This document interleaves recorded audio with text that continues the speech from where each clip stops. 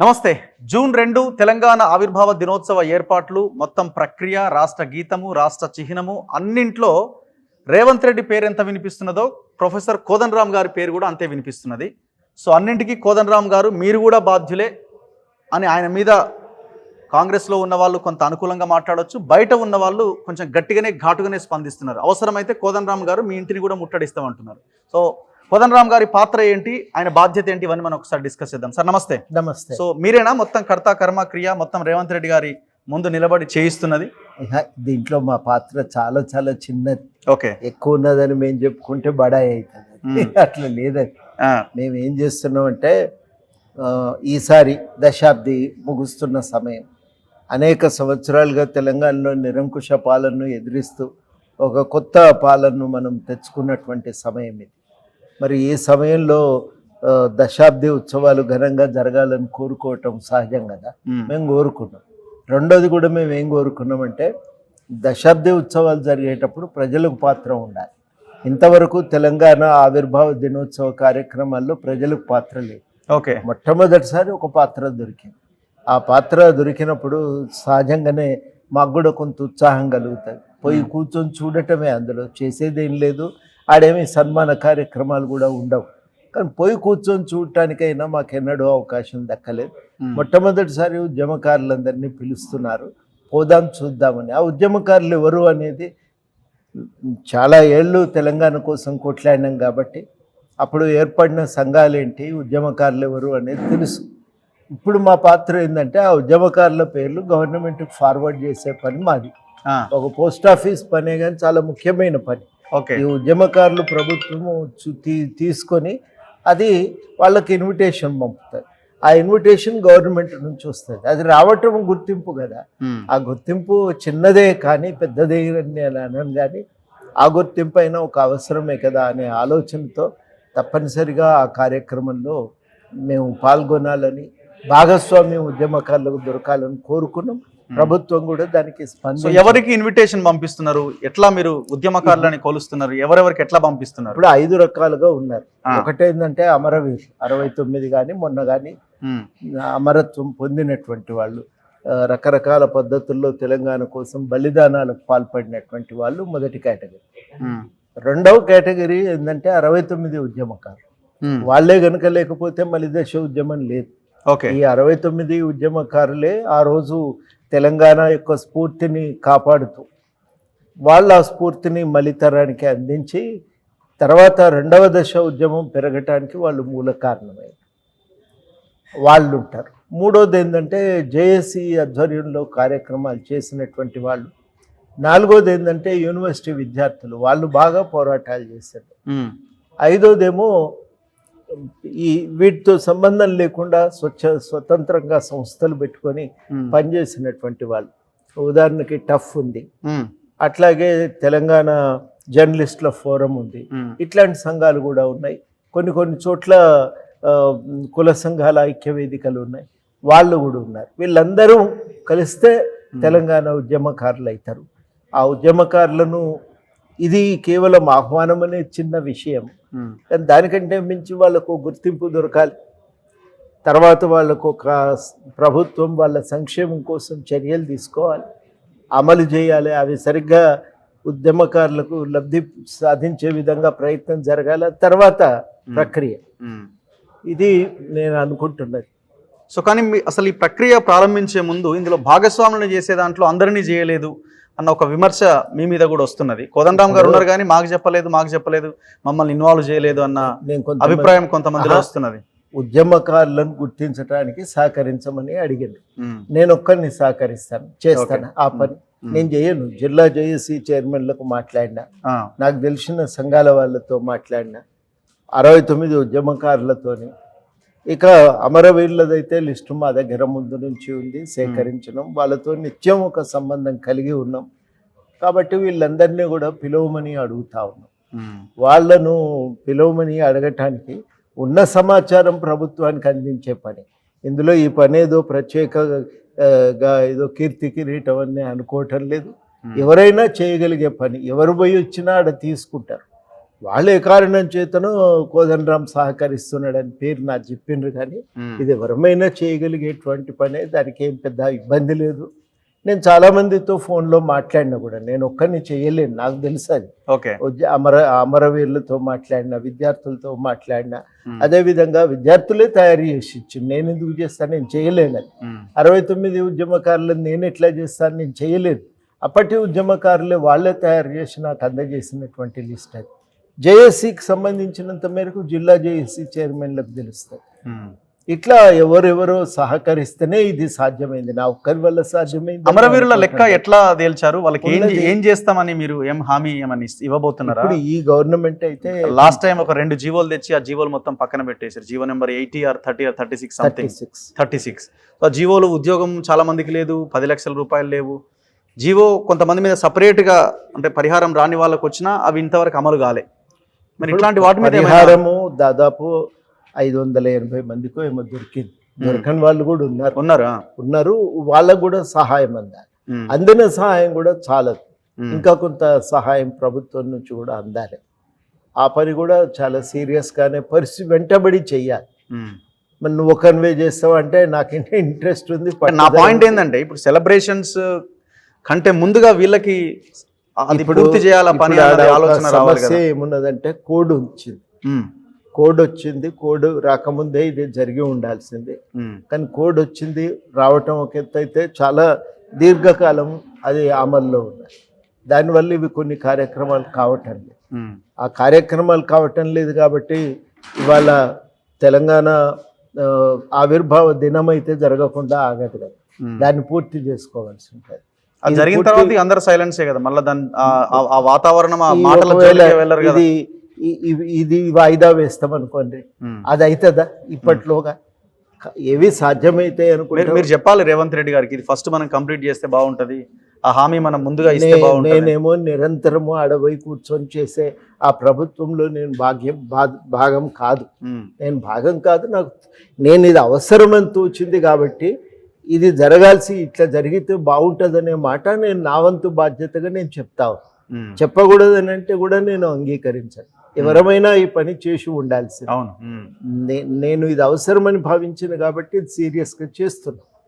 అది చాలా ముఖ్యం. ఈ మాత్రమైనా భాగస్వామ్యం దొరుకుతూ ఉంటే ఇది ఇంకా కొంత వేగంగా మన డిమాండ్స్ని సాధించుకునే అవకాశం అయితే ఉంది. 250 గజాలకు అప్లికేషన్ కూడా పిలిచారు, అప్లికేషన్లు కూడా ఉన్నాయి. మరి అప్లికేషన్లు వచ్చే సమయానికి కోడ్ కూడా ప్రారంభమైంది. కేసుల ఎత్తివేత విషయం మేము చాలా రోజులుగా, నేను ఒక్కనే కాదు, హరగోపాల్ సార్ మాట్లాడుతున్నాడు, ఇంకా చాలామంది పెద్ద మనుషులు కూడా ఈ విషయం మీద గవర్నమెంట్తో చెప్తా ఉన్నారు. గవర్నమెంట్ మాకు ఒక స్పష్టమైన హామీ ఏమిచ్చిందంటే ఈ కేసులు ఎత్తివేయటం అవసరం, తప్పకుండా మేము ఎత్తేస్తాం, మాకు సమయం ఇవ్వండి అని అన్నది. చెప్పట్లే కదా, స్టేట్మెంట్ బయటకి ఇస్తే బాగుంటుంది కదా కన్సర్న్ మినిస్టర్, అది అడగాలి, ఎవరైనా అడగాలి. తప్పనిసరిగా 2వ తారీఖు నాడు ప్రకటన చేసేటప్పుడు ఇట్లాంటివి కొన్ని దృష్టిలో పెట్టుకోవాలి. ఏం సహాయం చేస్తారు, ఎట్లా చేస్తారు, మీరు ఏ మేరకు ప్రకటనలు చేస్తారు, అవన్నీ కూడా మీరు మీ వారి నుంచి మనం ఆశించాలి, చెప్పాలి, తప్పులేదు. ఇది ఎవరమైనా అడగొచ్చు కదా, ఎవరమైనా అడగచ్చు. ఇప్పుడు ముఖ్యమంత్రి గారు మీకు కొంత ఎక్కువ ప్రియారిటీ ఇస్తున్నారు, ఎందుకంటే మీరు భవిష్యత్తులో రాబోయే రోజుల్లో మీరు బాధ్యతని తినేసుకుంటే అందరికీ దొరుకుతుందండి. మేము మొత్తం మీరు భవిష్యత్తులో ప్రభుత్వంలో భాగస్వాములు కాబోతున్నారు. ఒక్క నిమిషం ఏనండి, ఎండాకాలం అంతా విస్తృతంగా తిరిగినాం. ఈసారి కాంగ్రెస్ పార్టీని గెలిపించాలి. అవును, తిరిగినామా లేదు? అవును. అసెంబ్లీ ఎన్నికలప్పుడు మేము ఒక్క టికెట్ తీసుకోకుండా మేము 6-7 సంవత్సరాల పాటు 10 సంవత్సరాల పాటు చేసిన కృషిని మేము పనంగా పెట్టి మేము గవర్నమెంట్ కోసం ప్రచారం చేసినాం. ఎందుకు వస్తుందంటే నేనేం చేయాలి, మరి అందరిని తిరగొచ్చు కదా అదే రకంగా. దానికోసం చాలా కార్యాచరణ జరిగింది కదా, మీకు కూడా తెలుసు. అనేక సదస్సులు పెట్టినాం, అనేక మందిని కదిలించినాం, అనేక గ్రామాలు తిరిగిన దానికి వాళ్ళు ఇది మాకు సహకరించిందనే ఒకటువంటి భావన కూడా వాళ్ళల్లో ఉందేమో నాకు తెలియదు. నేను పోయి ఎన్నడూ నాకు ఈ గుర్తింపు రావాలి, నాకు ఈ బాధ్యత కావాలని చెప్పి మేము ఎన్నడూ అడిగింది లేదు. ఒక భాగస్వామ్యం మా పార్టీకి ఉండాలని మేము కోరుకున్నాం. మా వంతు కృషి మేము చేస్తూనే ఉన్నాం. మేము ఒక్కలమే చేస్తున్నాం తెలంగాణ కోసం అని కూడా నేను ఎన్నడూ ప్రకటించలే. అందరు చేస్తున్నారు, అందరినీ కలుపుకొని పోతున్నాం, అందరినీ కలుపుకునే సెమినార్లు జరిపే ప్రయత్నం చేసినాం. ఎవరిని మినహాయింపు చేయలేదు. కొన్ని పనులు మేము చేయవలసినవి ఉంటే మేము చేస్తాం, అవి సీరియస్గా చేయాలి. అమరవీరుల గురించి సహాయం అందాలనేది మేము చేయాలి, కేసులు ఎత్తేయాలనేది మేము ఒక బాధ్యతగా తీసుకున్నాం. అయితే మేము ఒక్కలమే లేదు, పౌర హక్కుల సంఘాలు కూడా ప్రయత్నం చేస్తున్నాయి. వాళ్ళతో కూడా మేము కలిసే మాట్లాడుతూ ఉన్నాం. వాళ్ళు ఒక్కొక్కసారి ముందుంటారు, మేము వాళ్ళ వెనక నిలబడి వాళ్ళతో పాటు మాట్లాడుతున్నాం. పౌర హక్కుల సంఘాల్లో జీవన్ కుమార్ గారు పెద్ద లిస్టు తయారు చేసి మామూలు కృషి చేయలే ఆయన. ఇంటింటికి తిరిగి అందరి దగ్గర సమాచారం సేకరించి నిర్లక్ష్యంతో మేము ఆలస్యం చేసినాం కానీ వాళ్ళు వదిలిపెట్టకుండా వెంటబడి కేసుల లిస్టు తయారు చేసి వాళ్ళు గవర్నమెంట్కి ఇచ్చి ఇవన్నింటినీ మీరు కొట్టి ఎత్తేయాలని చెప్పి ఆఫీసర్ల దగ్గరికి పోయి మినిస్టర్ల దగ్గరికి పోయి వాళ్ళు మాట్లాడటం అది మామూలు విషయం కాదు కదా. అంత కృషి చేసిండ్రు వాళ్ళు. ఇప్పుడు ఈ రాష్ట్ర గీతం మీద చిహ్నం మీద ఎందుకు ఇంత అలజడి, ఎందుకు ఇంత దుమారం రేగుతున్నదని మీరు అనుకుంటున్నారు? రాష్ట్ర గీతం మీద అలజడి ఏం లేదు. ఇప్పుడు కీరవాణితో 25 ఏళ్ళుగా మనం పాట పాడుకుంటాం. 25 ఏళ్ళుగా ఆ పాట అందరు గుర్తించింది. తెలంగాణ ఉద్యమంలో భాగంగా అందశ్రీ తెలంగాణ ఉద్యమ చైతన్యాన్ని రగిలించడంలో కీలక పాత్ర పోషించాడు. తెలంగాణ ప్రజలు కదిలించే విషయంలో ముఖ్యమైన పాత్ర పోషించాడు. అందశ్రీ తన పాట ఎట్లా ప్రజెంట్ చేస్తే బాగుంటుంది అనేది ఆ స్వేచ్ఛ ఆయనకు ఉంటుంది కదా. మేము ఆ స్వేచ్ఛను గౌరవించాలని చెప్పి మాత్రమే కోరుతున్నాం. అది ఆయనకు ఎంటర్ చేయడం కరెక్ట్ కాదని అంటున్నారు ఎవరో ఒకరు. ఆయన ఈయనైతే నాకు ఈ పాట ఇంకా చాలా మంచిగా మనం వస్తుంది, పాటను ఇంకా ఆకర్షణీయంగా మనం నలుగురు ముందుకు తీసుకెళ్ళొచ్చని ఆయన నిర్ణయించి ఆంధ్ర తెలంగాణ సెంటిమెంట్ తీసుకొస్తాం. ఆయన నిర్ణయించుకున్న దాన్ని మనం గౌరవిద్దామని నేను అంటున్నాను. ఆయన తెలంగాణ వాది, తెలంగాణ చైతన్యాన్ని నిలబెట్టడంలో ఒక ముఖ్యమైన పాత్ర పోషించినటువంటి వాడు. ఆయనకు తెలియదానండి, ప్రతి విషయంలో మనం ఇంత సూక్ష్మంగా ఆలోచిస్తే కష్టం కదా. ఆయన రకరకాల సంగీత దర్శకుల గురించి ఆలోచించాడు, ప్రయత్నాలు చేసిండు. ఆఖరికి ఆయన నిర్ణయించుకున్న ఆయన మొదటి ప్రయారిటీ కూడా ఏం కాదు. ఆఖరికి ఆయన నిర్ణయము, ఆయన గద్దర్ లాంటి వాళ్ళు చేసిన సూచనలు కానీ ఆయన ఒక నిర్ణయం ఏంటంటే కీరవాణి అయితే నా పాటకు గుర్తింపు వస్తుంది, ఒక జాతీయ గీతంగా జాతీయ స్థాయిలో ఇది వెలిగిపోతుంది అని చెప్పి ఆయన నిర్ణయించుకున్నాడు. ఆయన పాటే ఉద్దేశం, అదే లక్ష్యం ఆయన పరిపూర్తి చేయటానికి ఒక మార్గం ఎంచుకున్నాడు.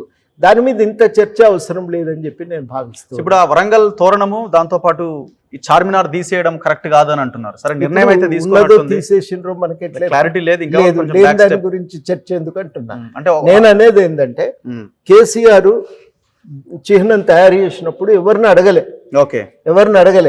ఆయన తయారు చేసిండు, ఇది చిహ్నం అన్నాడు, జీవో ఇష్యూ చేసిండు.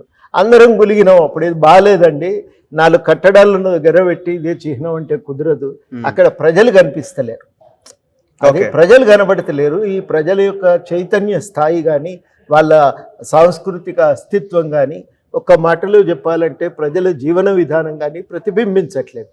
జీవన విధానం ప్రతిబింబించే విధంగా దాన్ని మారిస్తే బాగుండు అనే కోరిక ఉంది, లేదు అనుకుంటే పొరపాటు. ఆ చర్చ జరుగుతుంది.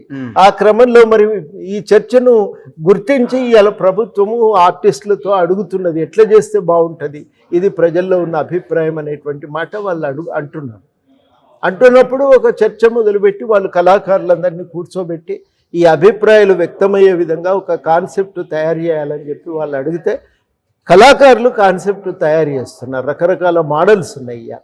ఆ మోడల్స్ అన్నింటినీ ప్రభుత్వం పరిశీలిస్తున్నది.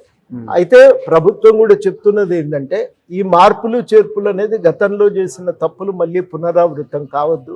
అందరం మాట్లాడుకుందాం, అందరం చర్చ చేద్దాం,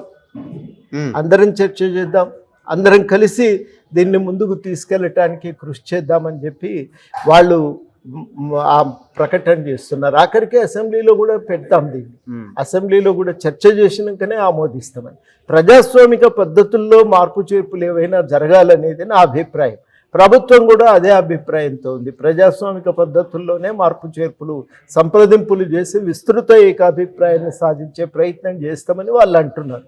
ఎవరికి ఏమి తోస్తే అది చెప్పొచ్చు. నేనైతే ఆర్టిస్టుని కాదు కాబట్టి ఎవరికి ఏమి తోస్తే అవి సూచనలు చేయవచ్చు. ఖచ్చితంగా ఒక ప్రయత్నం ఏంటంటే జనజీవితం ప్రతిబింబించాలి, అది మేము కోరుకుంటాం. ఓకే, సో ఇప్పుడు నెక్స్ట్ ఏం తీసుకోబోతున్నారు సార్? ప్రభుత్వంలో ఏమైనా ఆఫర్లు ఇట్లాంటివి ఉంటాయి కదా, ప్రభుత్వంలో భాగస్వామ్యం బయట అంటున్నారు. కోదండరామ్ గారు మీరు ఎట్లా ఎమ్మెల్సీ పదవి తీసుకుంటారు, ఇవన్నీ మనకు సెటరైట్ అయిన తర్వాతనే మీరు తీసుకోవాలని కొంతమంది డిమాండ్ చేస్తున్నారు. ఆళ్ళు సూలు లేదు, కొడుకు పేరు సోమలింగం అంటే ఎట్లా లాభం చెప్పండి. ఏదో ఒకటి ఉంటది కదా భవిష్యత్తులో, అంటే ఒక నెల 2 నెలల కాలంలో కోడ్ అయిపోతే స్టార్ట్ అయిపోతుంది. వచ్చినప్పుడు ముందే మీతోనే మాట్లాడతాం. మరి వీళ్ళకి ఏమైనా ఉన్నాయా? ఎవ్వరికి కూడా, వీళ్ళంతా కష్టపడ్డారు కదా, ఎవ్వరికి కూడా అట్లాంటి విషయాలపైన ఒక చర్చ గాని ఒక ప్రతిపాదన మేము మా వైపు నుంచి ప్రతిపాదన పెట్టినాం. గవర్నమెంట్ పార్టీలో అధికారంలోకి రాకముందు వాళ్ళు ఒప్పుకున్నారు. కావాలని మేము అడుగుతాం. 5 కార్పొరేషన్లు 5 కార్పొరేషన్లు 2 ఎమ్మెల్సీలు ఇవన్నీ అడిగినాం. మీరు ఎందుకు అడగాలి అని అనొచ్చు. పార్టీ గెలవాలి అనుకున్నప్పుడు గెలిచిన తర్వాత నిర్ణయాల దగ్గర మాకు కూడా కొంత పాత్ర ఉండాలని కోరుకోవటంలో తప్పులేదు కదా. మేమేం పని చేయకుండా అడగట్లేదు, పని చేస్తాము, మీకు సహకరిస్తాము, మీరే గెలవాలి, మీరే అధికారం చెలాయించాలి. కానీ మాకు తోచిన మంచి చెడు ప్రభుత్వానికి చెప్పుకోవటానికి మాకు కొంత అవకాశం ఉండాలని చెప్పి మేము కోరుకుంటున్నాం. ఆ కోరుకునే దాంట్లో భాగంగా కొంత భాగస్వామ్యం మేము సాధించుకునే ప్రయత్నం చేస్తున్నాం. మా ఒక్కలమే అని కాదు, భాగస్వామ్యం ఇతర బయట ప్రజా సంఘాలు కృషి చేసినాయి, వాటికి కూడా భాగస్వామ్యం ఉండాలని చెప్పి మేము అడుగుతున్నాం. అందరికీ కూడా ఒక భాగస్వామ్యం దొరుకుతుంది అనేటువంటి ఆలోచనతోనే మేము పనిచేసినాం. తప్పకుండా అది ప్రభుత్వం ఎప్పుడో ఒకప్పుడు నెరవేరుస్తుంది అనేటువంటి ఆశ ఉంది. కానీ ఇది ఇట్లా జరుగుతుంది, మాకు ఇట్లా అవుతుంది అనేటువంటి ఒక స్పష్టమైన సమాచారం నాకు కూడా లేదు. Thank you sir, thank you very much. రాబోయే 4.5 సంవత్సరాలు మీరు పెద్ద ఎత్తున విమర్శలు ఎదుర్కోవాల్సి వస్తుందేమో, ఆ దాడిని మీరు ఎదుర్కోవడానికి సిద్ధంగా ఉన్నారా? ఇప్పుడు చాలా విమర్శ మీన్స్ నేను అనేది రఘు గారు అపోజిషన్ పార్టీలు ఖచ్చితంగా కోదండరామ్ గారు ఏం చేస్తున్నారు, ఏమని చెప్పారు? రఘు గారు చాలా కీలకమైన విషయం ఏంటంటే, మాకు తెలంగాణ ప్రజల పట్ల నిబద్ధత ఉంది. తెలంగాణ ఎదుగుదల పట్ల మాకు పట్టింపు, దానికోసం మా కృషి మేము చాలా సీరియస్గా చేస్తాం. ఈ కృషి చేసే క్రమంలో విమర్శలు ఎదుర్కోవాల్సి వస్తుంది. తెలంగాణ ఉద్యమ క్రమంలో మామూలు తిట్లు తిట్టేట్రా, రోజు తిట్లు కానీ అది వేరు, అది వేరు, ఇది వేరు. ఏం కాదు, ఇప్పుడు మనం పవర్ లో ఉన్నాం. పవర్ లో ఉంటే కదా, అంటే పవర్ లో ఒకటి చాలా కీలకమైందంటే, ఒక అవకాశం దొరికినప్పుడు ఒక మార్పు కోసం పనిచేయటానికి ఉపయోగపడుతుంది అనుకున్నప్పుడు మేము ఎందుకు ఊరుకోవాలంటే మేము స్పష్టంగా చెప్తున్నా.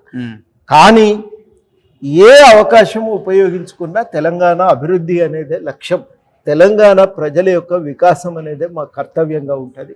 ఆ పని కోసం మేము చాలా తీవ్రంగా మా ప్రయత్నం మేము చేస్తాం. Thank you sir, thank you very much professor Kodandaram గారు. సో తెలంగాణ జనసమితి అధ్యక్షులు కోదండరామ్ గారు చెప్తున్నారు, ఖచ్చితంగా కొంత మార్పు దిశగా అడుగులేస్తున్నాం కాబట్టి, వాళ్ళు డిస్కషన్ స్టార్ట్ చేశారు కాబట్టి దానికి మనం అవకాశం ఇవ్వాలి అన్న ఒక అభిప్రాయాన్ని ఆయన వ్యక్తం చేస్తున్నారు. చూద్దాం ఈ అంశం ఇంకా ఎటువైపు వెళ్తుంది అన్నది. చూస్తూనే ఉండండి మన తొలివేళ.